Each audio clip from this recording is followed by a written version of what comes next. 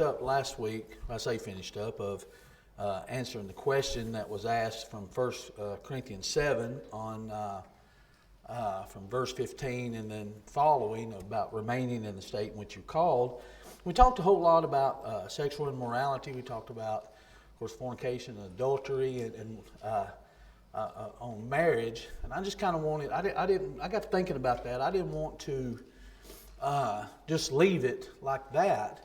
So I thought tonight we would talk about how to maybe make our marriages strong so that's not an issue.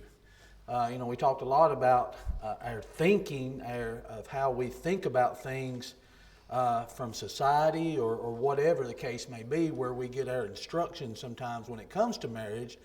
And that influences a lot of how we think in marriage and how we act and the things that we do. And that's a shame because really the only instruction we need is what's from God's Word, because He's the one that instituted it, and we need to make sure we're following that. So I'd just like to talk tonight maybe about just about that, about marriage, maybe strengthening our marriage, how to keep temptation out of our marriage, and maybe some things that we can make some practical applications, since we talked a lot the last several weeks, and I always like to make sure we're applying it to our lives, that it can be useful to us, and hopefully that's what we can do tonight. But when it comes to temptation, it's not something that just happens to other people. I always say a lot that when it comes to marriage, that's one thing that doesn't tip me. But I'm not naive and to the point where I understand that, as the Bible tells us in 1 Peter 5 and 8, be sober, be vigilant, because your adversary, the devil, is walking around like a roaring lion, seeking whom he may devour. I was listening to a lesson just not too long ago. There's nothing fit on the radio anymore, and I've gone through all of the books that I've got through that Libby app for a little while, and I don't know what to look for now, so I've been listening to podcasts and sermons and things like this, and someone had a take on 1 Peter 5 and 8 that I've not really thought about before, and it's about us, of course, being vigilant. Means we need to be on guard, sober, clear thinking, that your adversary, the devil, walks around like a roaring lion. I've always thought about this passage as Satan, hiding and waiting, and he's waiting for that weakest of the herd to come by, and that's how I always described it, and that's how I always picture it in my mind, that he's waiting for that weakest one to come through and just snatch. That's why we got to be so much on guard. But when you think about a roaring lion, I'm not so sure that that's how a lion acts. A roaring lion walks through the jungle like he's the king and he can do whatever he wants. He don't think there's any problem whatsoever getting any animal that he wants. So when we think about how Satan tempts us and what Satan does, he doesn't have any regard. He's so prideful, because that was his problem, that he thinks he can get us at any time. You think about the conversation he had with God about Job. He told God, well, of course he's going to serve you. You built a hedge around him. You let me at him, and I guarantee you he'll fall. You remember when he tempted Jesus in Matthew chapter 4, if you be the Son of God, turn these stones to bread, mocking him. I mean, he's pretty brazen. So when you think about Satan as a roaring lion seeking whom he may devour, Luke chapter 22, remember what Jesus said about Satan when it come to Peter? He's asked for you, as he's going to sift you as wheat. And when you return to me, so return to me implies what? Satan got him for a little while, didn't he? So Satan has he doesn't mince words, or he doesn't think that he can't get us. So I'm not naive to what Satan tries. And he's going to try every avenue that he can. So when it comes to our marriage, we need to practice this. We need to be sober. We need to be vigilant. We need to make sure there's things in place that we make sure that we're fighting against Satan every turn we make. That we're always sober, that we're always vigilant, that we're always doing what we can to be on guard. And then that goes back to Genesis 2:24. Therefore a man shall leave his father and mother and be joined to his wife, and they shall become one flesh.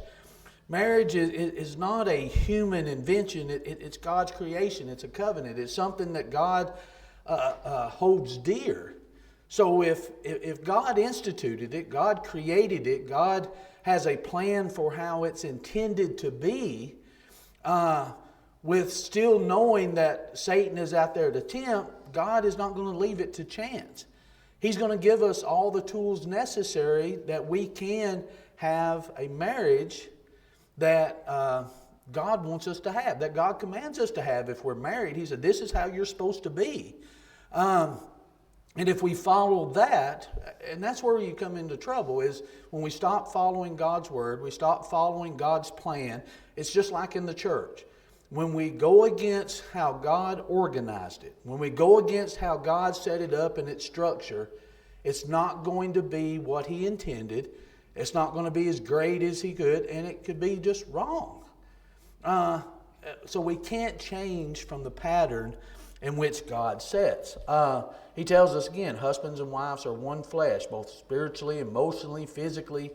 And that's, as we talked about for several weeks, that's a relationship that is it excludes every other thing. You know, that relationship between a husband and wife needs to be different than we have anywhere else. I mean, think about how we communicate or how we interact with individuals.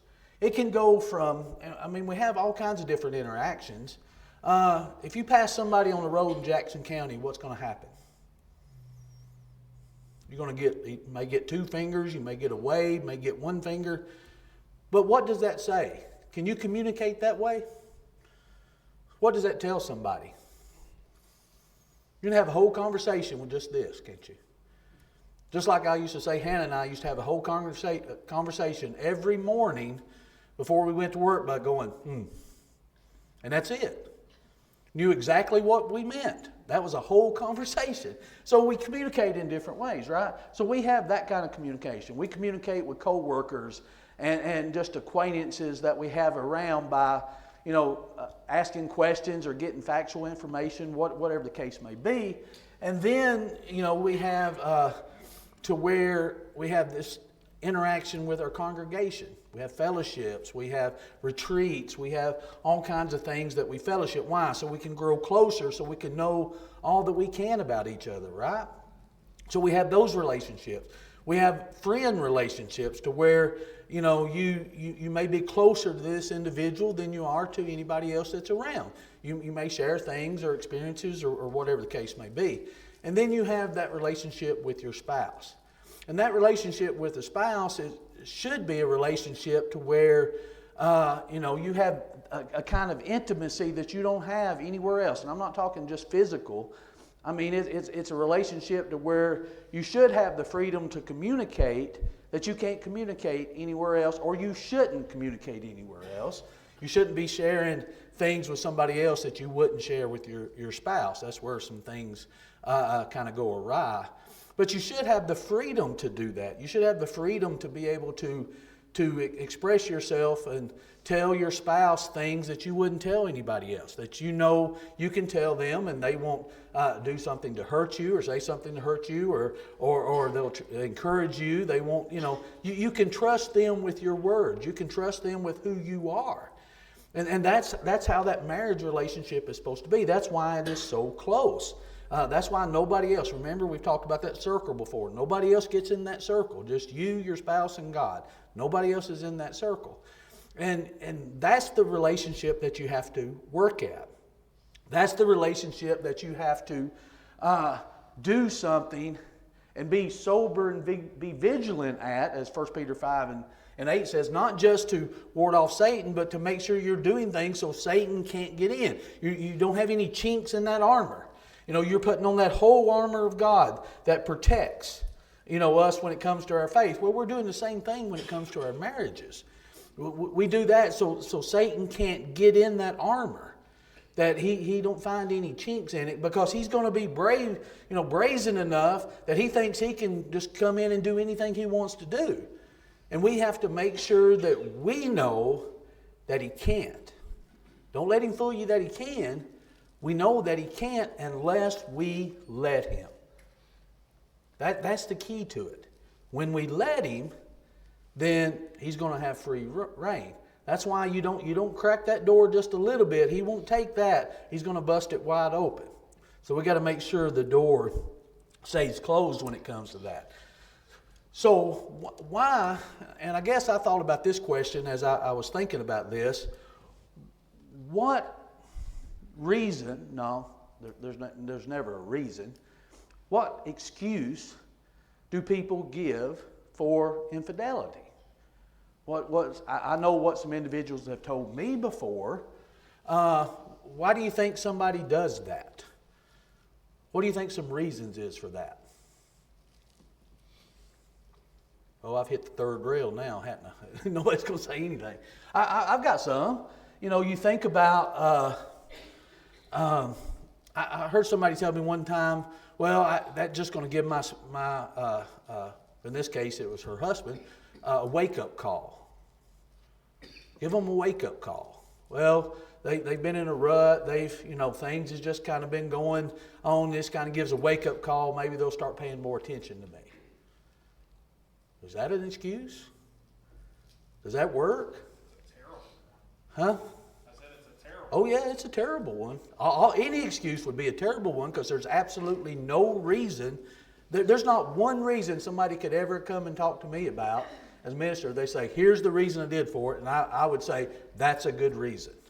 There's never a good reason. Now, there may have been circumstances around that they thought it was, but it's never a good reason. That's never the answer. But some may say, well, I gave them a wake-up call. Some may say, well, it was just something exciting. This kind of goes along with it. We got in a rut. This is just something, just the allure of it, the secrecy of it, just that something, it was something exciting about it. Or they may say, well, it was a friendship that got out of control. This probably happens a lot.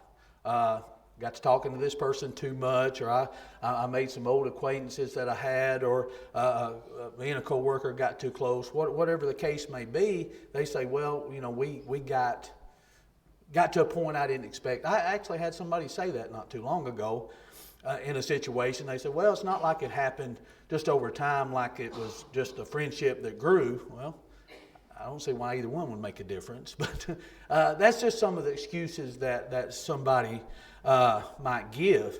But what would be the reasons, and they're good ones, to not do it? I mean, that's really what you have to think about, isn't it? You have to think about, go into each one. People like to have lists of pros and cons. Okay, here's the pro side. It's this, and this, which amounts to nothing when you think about it. And then here's the reasons not to. Well, let's think about this. If you look in Exodus 20 and 14, can you pull that up there, Brian? This ought to be just simple enough. And then somebody may say, well, we're not under the 10 Commandments anymore. But are we still under this? Thou shalt not commit adultery? I mean, that was one of the top 10 from the very beginning, wasn't it? This shows you, when you start thinking about the importance that God places on marriage, this was when He gave the law that He was, building a nation. This was top 10 here. This was one of the 10, one of the top ones. So when you think about reasons not to, this ought to be at the top of our list also. If you look in Leviticus chapter 20 and verse 10, it says, the man who commits adultery with another man's wife, he who commits adultery with his neighbor's wife, the adulterer and the adulteress shall surely be put to death. It was something that, let me just say this. How much of that would go on if this was still practiced today? What's that? Be a lot of dead people. Yeah, I guess, how else could you say it? I mean, if you thought this is going to, I can be put to death for this. This is how serious this is. I'll just leave that one right there. I could say too much about that one, but we'll just leave that one right there. Look in Romans chapter 7. Romans chapter 7. I'm making Brian do this on the fly tonight because I didn't know sure which verses I was going to use. If you look in Romans chapter 7, verses 2 and 3, Brian, if you don't mind. It says, "For the woman who has a husband is bound by the law to her husband as long as he lives. But if the husband dies, she is released from the law of her husband. So if then, while her husband lives, she marries another man, she will be called an adulteress. But if her husband dies, she is free from that law, so that she is no adulteress, though she has married another." So does this tell us again what God's law is for marriage? Until death. That's how he intends it. You do something for that, it was worthy of death. So you start looking at these reasons not to. I can't stress enough how important this is, but it goes back to viewing how we think about marriage. So go ahead, Parker. It's also not just physically, but it's also what's in the heart, as it says in Matthew 5:27. Yeah. Oh, yeah, yeah. Well, you talking about a man looketh on a woman, lusteth after her, commit adultery.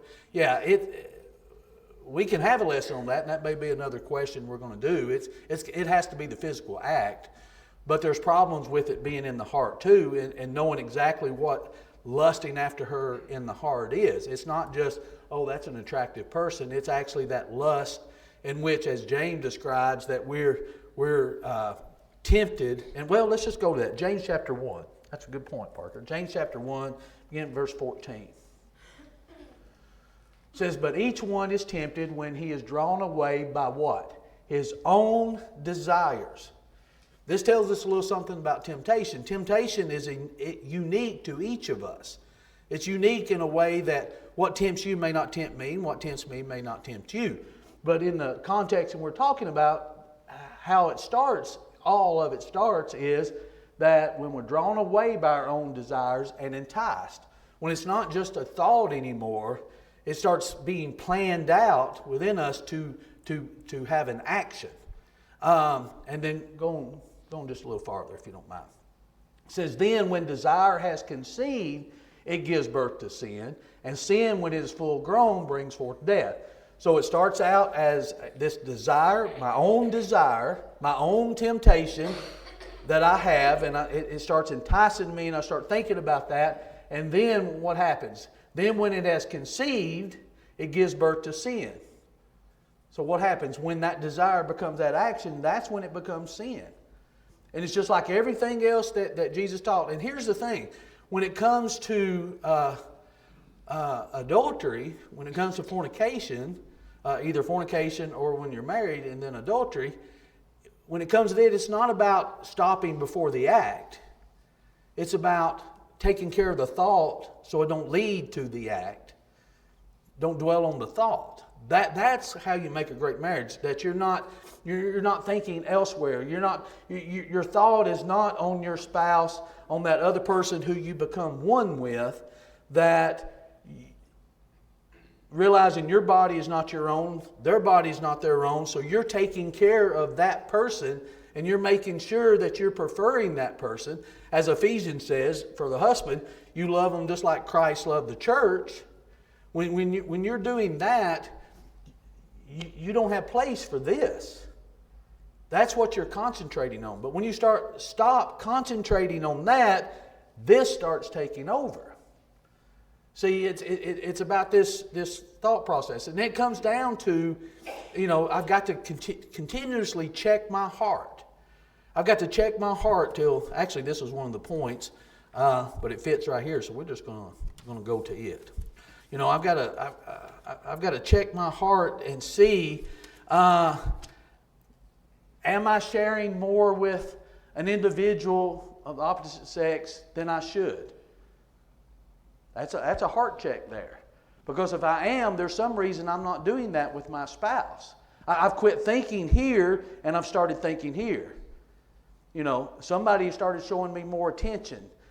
somebody is listening to me. I mean, it can be emotional most of the time to begin with, I would say. And that falls on both of the spouses to make sure you're fulfilling those emotional needs that your spouse has. That goes back to communication. But it's checking the heart. Am I spending more time doing this?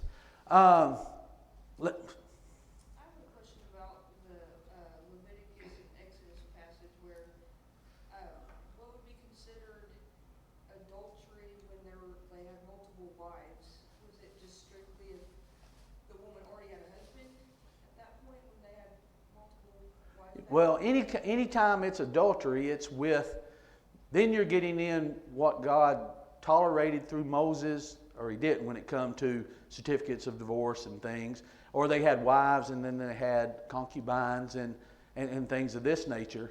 How that specifically applies, are you asking how did they choose when it was adultery? Was it adultery if they was with their third wife and they're married to three of them? Yeah, if he's married to one wife and then he, have subsequent wives after, when does it become adultery in that law, I guess? I'll be honest, I've never thought about that. We'll write that down as a question. I'm curious about that one myself, because you can get into what God approved and didn't approve of, in the Old Testament. Even when Jesus went back and said, here's what, took place. Well, the Bible says that there was a time when God winked and said, if this stick. Yeah, Acts 17 and 11. 17. Yeah, 17, what is it, 17:30? Once this time of ignorance God winked at, but now command men everywhere to repent. And yeah, that's true, but I don't know that answers the question you're at. How did they view that if they had a multiplicity of wives? I'm wondering with the Leviticus one, it was saying took a wife that had a husband. Mhm. So maybe that's what it was. If she was already with a husband, then that would be considered the adultery part of it. Yeah. Even Jesus under the old law recognized the woman at the well of having five, and the one she had wasn't hers. I don't know, that's a good question. That's a real good question. Let me think on that. I don't know if I can give you, I know I can give you what I think, but I don't know that that'd be a good answer. So can I put a pin in that one? Okay. That's a good question, though. I appreciate it. You start applying these, because the marriage law was universal. It didn't matter, because when God put it in place, it wasn't just for the Jews or just the Gentiles to begin with. It was for all mankind. And then that goes back to how the law applied when it come to wives like that. So that's a good question. That's a good question. I'm sorry, I don't have a top of my head answer for you just yet on that one. I'll be honest, I've not actually thought about that before. But I will think about that. What were we talking about? If in your search, Exodus 21:10 might help you a little bit when you're looking at the answer. 21:10, Exodus 21:10. And you may have to read a few verses before and after. It kind of Right. sets out a law of, this is acceptable kind of if you have multiple wives. You'll probably start at maybe 8 Yeah. through 12. You can pull them all up. It's not necessarily written out extremely clear. Okay, if he takes another wife, let's see. She does not please her master, who has betrothed her to himself, then he shall let her be redeemed. He shall have no right to sell her to a foreign people. You couldn't even sell your wife once you got divorced? Okay. Since he has dealt deceitfully with her, if he has betrothed her to his son, he shall deal with her according to the custom of daughters. If he takes another wife, he shall not.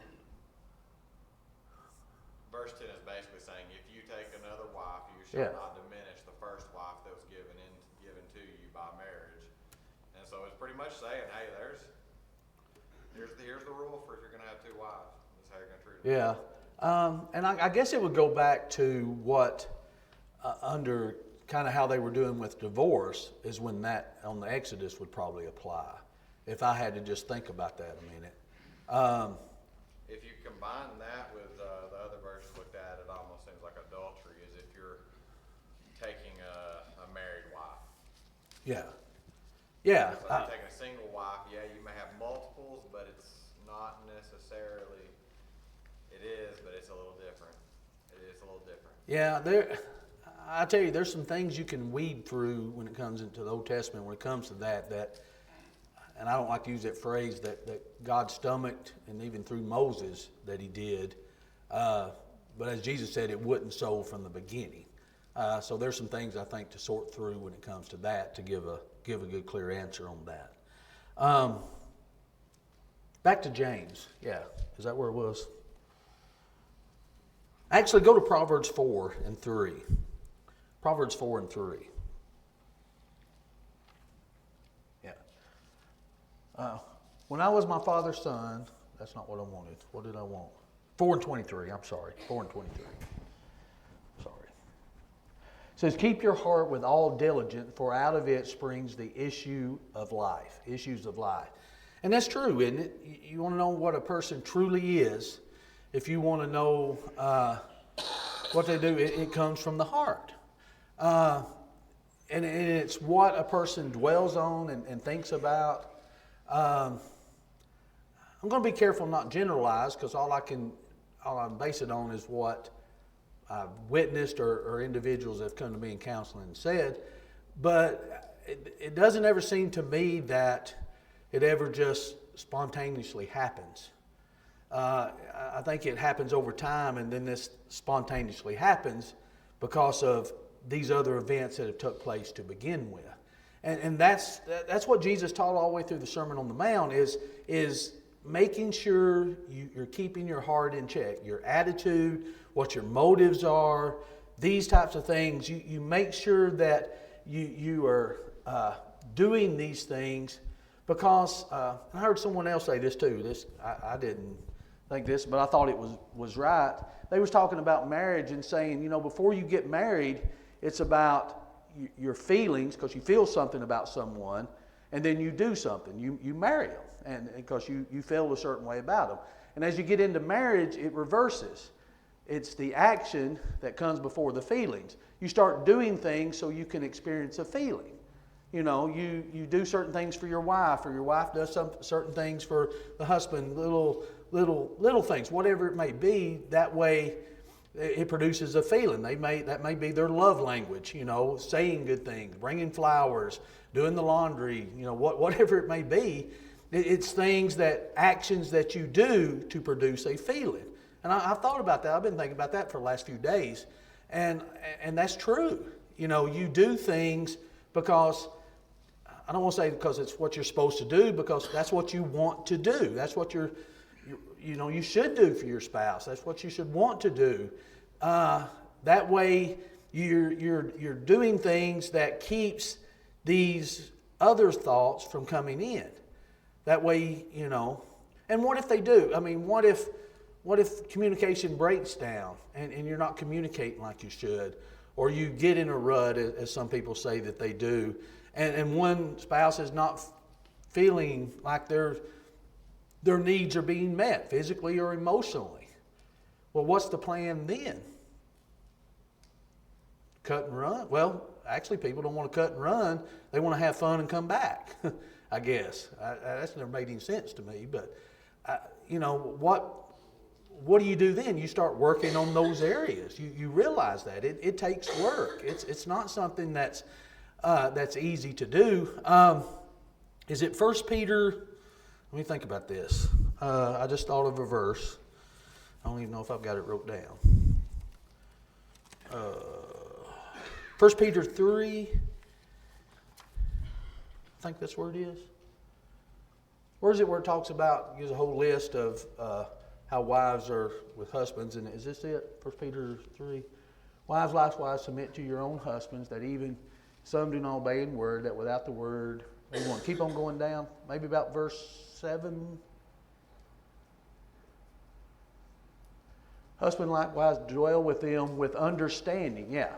Husbands likewise dwell with them with understanding, talking about their wives, giving honor to the wife as to the weaker vessel, and as being heirs together of the grace of life, that your prayers may not be hindered. What does that mean? Dwell with them with understanding.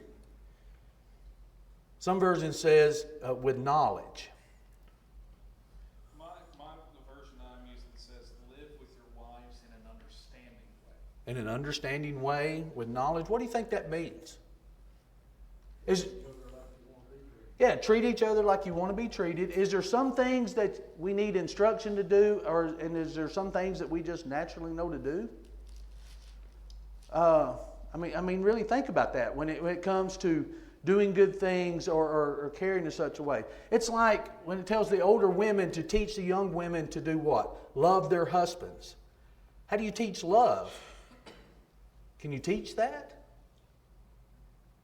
You can if it's just a feeling, but it's not just a feeling. So there's things here with understanding is I've got knowledge. God gives me instructions on how to do it.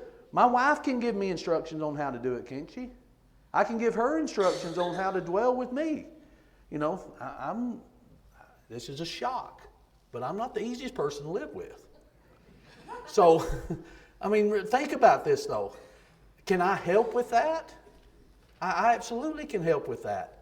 You know, it tells husbands to love their wives, to honor their wives. It tells wives to respect their husbands. Let me ask you this. Have you ever one time asked your spouse how you can do that for them? Wives, have you ever asked your husband, how can I show you respect? Husband, have you ever asked your wife, how do you want me to show you love? And why do you think, I may ask this in our parenting class because we went over some things in our parenting class, but why do you think it's written that way? It tells husbands love their wives and it tells wives to respect their husbands. Why do you think it's different? What's that? Yeah, respect. Do you think respect may mean something or a man may appreciate respect more? In the aspect of who he is and the lifestyle that he lives, like even at work, do we need respect? And I'm not saying women don't either, but I just think it's interesting how the Bible words this. Respect is a big thing. Disrespect is a big thing. You know, when it comes to a male's feelings. And love is shown in a lot of different ways too. I mean, you put all this together, it's about strengthening your marriage by finding out what each other wants and what each other needs. So you're making sure that you're fulfilling that, as the Bible tells us. You know, go out of your way to outserve the other one. You know, you're not keeping score, but you've got things on your mind. I mean, I think about just myself. I'm an affirmation person. Is that how you say that? You know, I like a little text every now and again. I think, my wife's thinking about me, or a note, or that's just, you know, that's my mind. You know, and I try to think of little things that I can do. You know, and there may be little things, but you think about all these little things. You know what that tells your spouse? I was thinking about you at that moment. I don't have to be with you to think about you, but I was thinking about you during this time.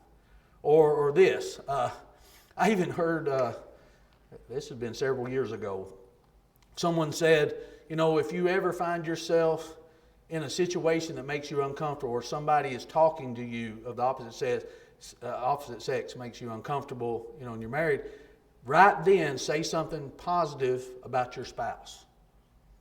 No matter what it is. You say, well, that may sound, and I thought about that too. I thought, yeah, that's pretty good. You know, you're letting, one, you're breaking that situation up, but two, you're letting that person know, not only am I married, you don't have to ask if I'm happily married. Because now it doesn't matter if you're married. They go, are you happily married? You know, it's about, yeah, if I'm married, I'm happily married. And here's, you know, you're protecting your marriage. That's what it's about. Protect your marriage. Do everything you can to put that dome around it to protect it at all times.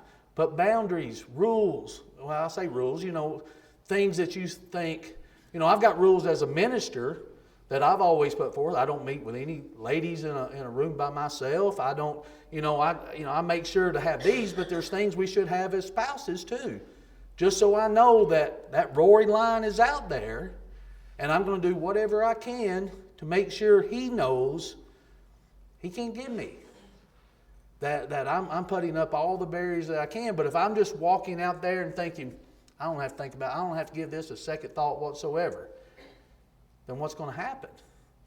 Well, your marriage isn't what it should be because you're not giving a second thought to your marriage. It's not about just defending against the temptation.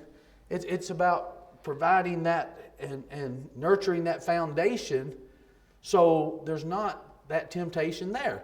Because we're all tempted by different things, so that shouldn't be one of them. If what our marriages is what it should be, why would it be a temptation?